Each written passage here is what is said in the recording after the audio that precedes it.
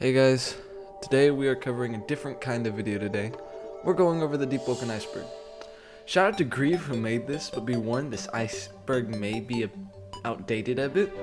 And to the supporters of this channel, I must say I'm really happy we hit over 100 subscribers, and this really couldn't have been done without you guys. I'll be releasing the next Deepwoken is Bad episode soon. I've been doing extensive research and math for it, but without further ado, let's begin.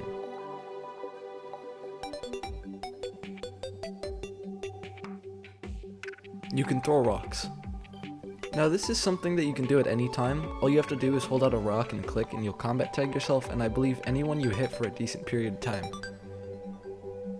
Duke copied Accelerator.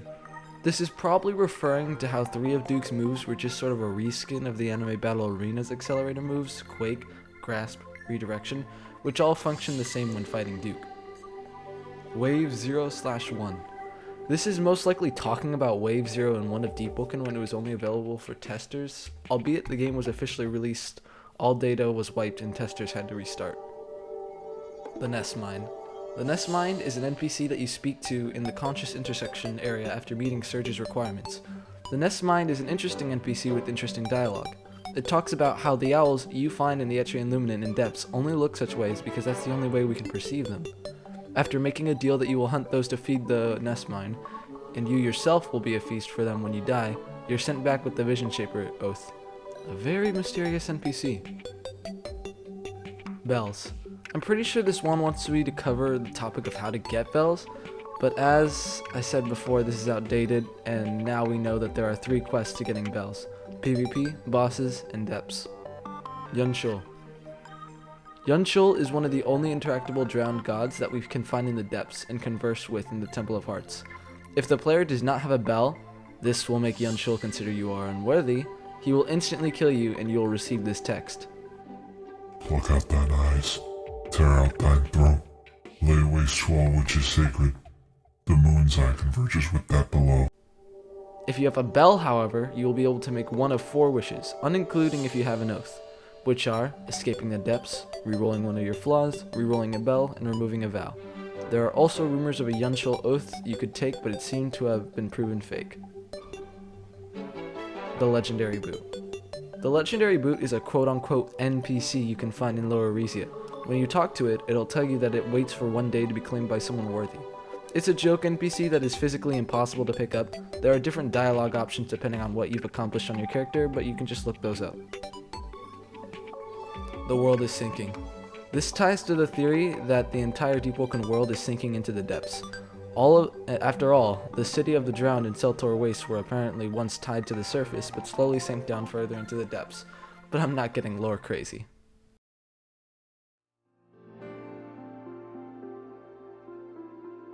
Rhythm. Rhythm was an old murmur that gave you the ability to hear other players' heartbeats, and see them through walls and at a distance. This was practically free ESP, and the Deepwoken developers were worried that exploiters would use it as a more risk-free ESP than injecting on their own, and having a higher risk. OG Merit. The original Fort Merit was an old build of the Fort Merit we had today from ancient Deepwoken. The same authority guards weren't occupying the base, and chests were scattered around the island. There were even walls where if you had enough strength you could break open to have an easier time rescuing the hostages. But other than that, that's pretty much it. Primal Vesperian. The Primal Vesperian variant was first theorized to be obtained through age, and you'd grow your horns over time. But unfortunately this is unobtainable and now only acts as a spec for artists in Atoons for winning an art contest. Really good art, by the way. Hive is sinking. This was a theory that Hive was one of the first islands since release to actually start sinking down into the depths. This was because of the distant traveler bug that occurs in a lot of games. It just means that an NPC is in the wrong place at the wrong time, and a Cerro lionfish that is meant to be depths exclusive would randomly show up at Hive. This played along with thinking that since Hive is sinking more into the depths, the lionfish is getting closer to the source and can now use Cerro. This was confirmed by Arch to be completely false. Venting. No, not Among Us. This was an old mechanic in ancient Deepwoken where you could temporarily drain your ether bar in return for being able to dodge mantras, but it was removed and no longer serves as a feature in the Deepwoken we play today. Animal King. This I don't know much about. There are a lot of theories on how to get it and whether or not it's intended or a bug. Basically, Animal King allows you to become passive towards monsters and Minotaurus agents. This does not apply to humanoid NPCs, however, they will still attack you. Termite. I don't know much about this one either, but it's a talent that you can get sometimes when wiping. It's said that you must wipe with the talent Iron Gut. You spawn with it. Or you will spawn with it. But other than that, it's all I know. Water Magic Never. Pretty sure he means water magic never made it in. There's only one ever NPC in Ancient Deepwoken that used something even close to water magic. It was an authority officer you'd find on Isle of Crows. Other than that, it doesn't exist in current Deepwoken. Shadow updates. I have no knowledge of any shadow updates that may have been placed under the player's nose. Anytime I do research, I just get people talking about a new Shadowcast patch or update, and I can't really find anything about this topic. Deepwoken is a bandit beater. This is a very common saying that goes around that Deepwoken did wind up being a bandit beater. Albeit not having any quests that give you more EXP and require you to kill a certain amount of mobs, Deepwoken does follow the same premise of running around and killing mobs that spawn for levels and items that spawn. Hell, you even have certain spawn locations like Minotursa, Songseeker, or Rezia that have dedicated spawns for mobs and level up routes for certain players. Legendary boot. Why is this put here twice? Parrying used to be F plus click. In Ancient Deepwoken, you had to, yes, hold F and then click to parry. This was changed because developers thought that newer players would struggle with reacting to certain moves or attacks, so they made it simpler and made it parrying just F.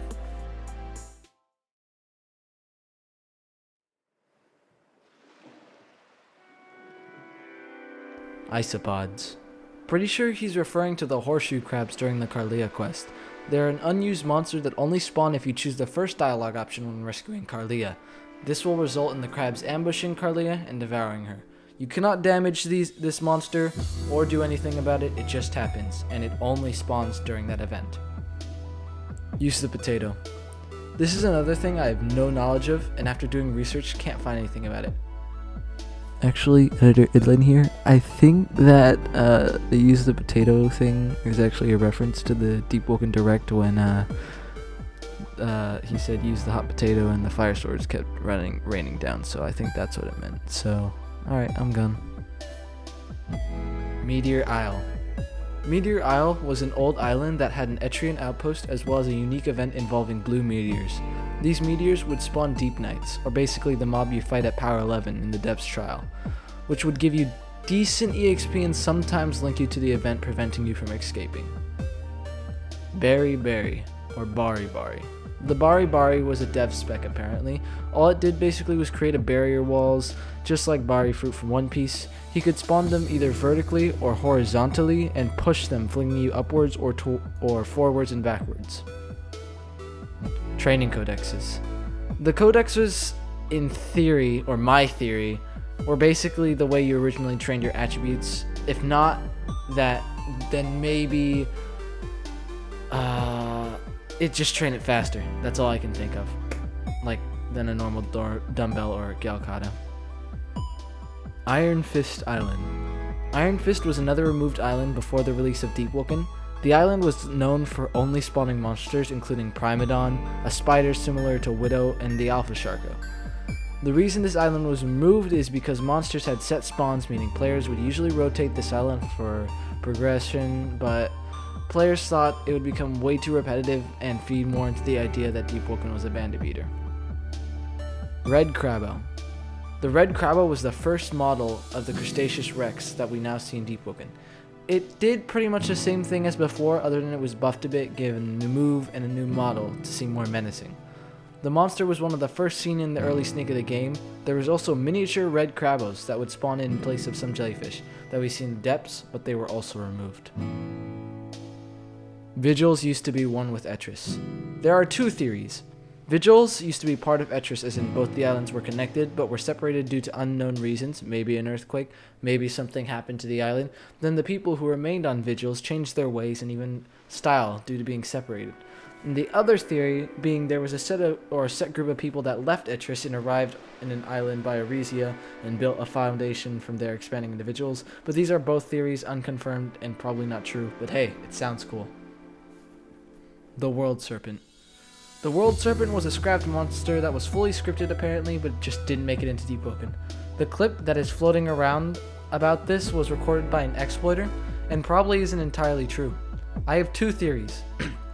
First, the distant traveler bug happened in this clip, resulting in the world Serpent NPC being spawned in, which shouldn't have happened. Or two, the exploiter somehow imported this model with animations and recorded it. The second theory isn't entirely possible because I don't think an exploiter would go through all the trouble just to make a fake video. Fake maps / geoducks. This is most likely referring to how early release of Deepwoken people made maps with fake locations, but were confirmed that these islands don't exist and were just jokes. The Felinor box was seen in the Deepwoken direct video and apparently had a whole Felinor inside, or their ears / hair or fur. I don't know much about this box and neither do some others, but it was apparently for some shipment quest in very ancient Deepwoken. Rumbling. Now we get into the Sharko rumbling, which I think what this is about. The rumbling was on winter 1291 in Deepwoken, and it occurred when the devs released the Sharko trap update. This allowed you to craft a trap which attracted a Sharko to it anywhere on the map. The only mistake made was that there was no limit to how many could be placed, which resulted in players placing hundreds of traps and spawning hundreds of Sharkos, leading to server lag, unwanted deaths, and of course a patch. It ended in the devs removing the traps for now and giving the players double chest size for 3 days and making the Sharko rumbling canon.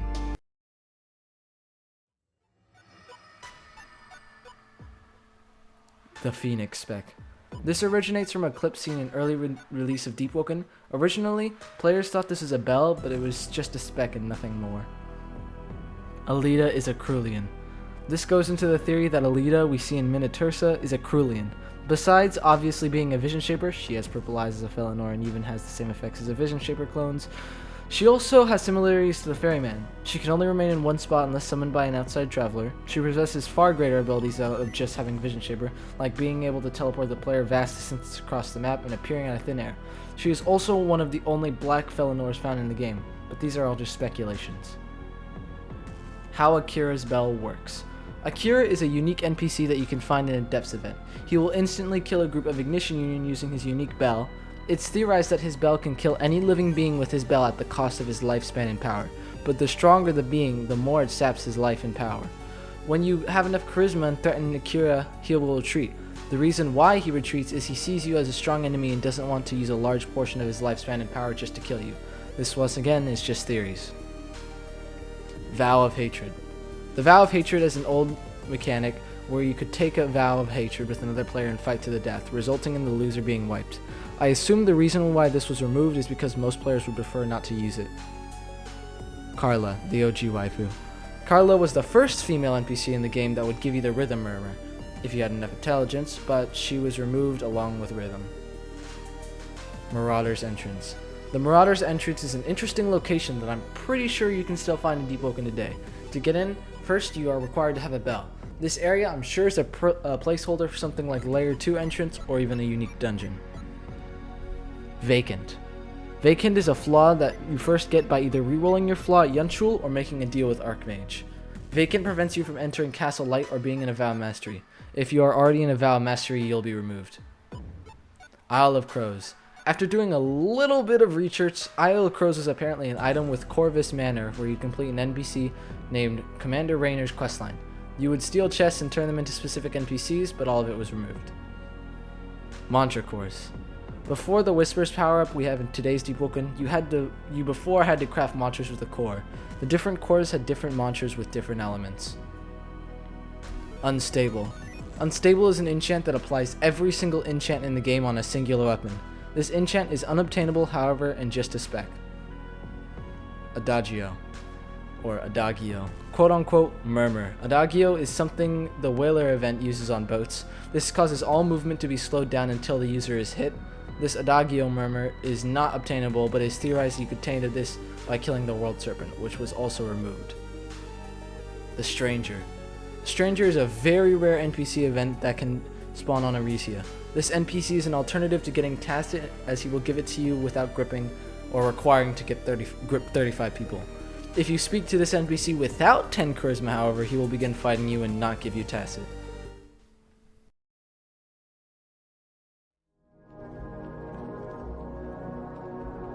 Meatlord is Dorgon. This is another theory one. The Meatlord is proven to be Dorgon, which is an NPC in Rogue lineage that would sell you meat for very low prices. This is something Meatlord does as well, selling you meat as low as 2 notes a pop, just like Dorgon as well. It is a theory that Meatlord hunts monsters from the depths in Luminant and cooks them to sell to hungry travelers at low prices. The Meatlord doesn't only spawn at Hive as well, he can be found rarely at other islands. Par's Cat Maid. This is, I'm almost sure, referring to one of Par's specs. He can summon this NPC wearing a black, assumed to be a maid outfit, that also looks like a Felinor. This NPC can damage other NPCs while also Par cannot hit the NPC himself. This NPC can also take damage from other NPCs. No idea as to why Par has this, but it's pretty funny. Every slot of Deepwoken is personalized. This reminds me of the theory system in Rogue, where your gacha spells are predetermined the moment you spawn in and can't be changed. I don't know much about this one, however, and I can't find much evidence to back this up. Yum Yum Bar. The Yum Yum Bar is only accessible to testers and developers since it's located in the Hall of Shattered Wills from the Yum Yum machine. The Yum Yum Bar actually gives decent hunger and thirst, but I have no other idea what it does, and if this is even true. Box Spider. The only ever existence known of this creature in early Deepwoken was through an image and gif of the box spider itself. Although a cool concept mob and looks real enough, it's fake. Meatlord is stronger than a drowned god. Another theory that Meatlord is stronger than a drowned god, like Yanshul. If you notice, Meatlord is one of the only natural spawning event NPCs that can't be physically damaged no matter what. Not even other NPCs can damage him and tend to ignore him. Now you're probably thinking, most dialogue NPCs around the map can't be damaged, but most of those NPCs are stationary, meaning you'll always find them in the same place. The hobo and pathfinders that spawn on Arisia can be killed, as well as the stranger NPC when you don't have enough charisma. The Meatlord is the only quote-unquote invincible NPC we see in Deepwoken. Also into the theory that he hunts monsters in the depths and Luminant to sell meat to hungry players, he has probably been to the depths hundreds of times and killed thousands of monsters. The Meatlord will also completely refuse to sell you meat anymore if you try to talk to him casually or don't have enough money for a certain dish. Datewoken. Pretty sure this is referring to the scrapped idea of allowing the player to connect with an NPC on a romantic level, but due to Roblox, this was eventually scrapped and the Carlia quest is the only ever evidence of our character having a sort of relationship with an NPC. Removed Day 1 Con item seller. This is the most clueless I've been throughout this whole iceberg. I could not find anything related to this topic anywhere. I looked. I asked on Discords, looked on wikis, websites, videos, updates, and could not find nothing for this last one. But thank you guys so much for watching this entire video and listening. I definitely got some things wrong, and I will admit that maybe not everything in here was right.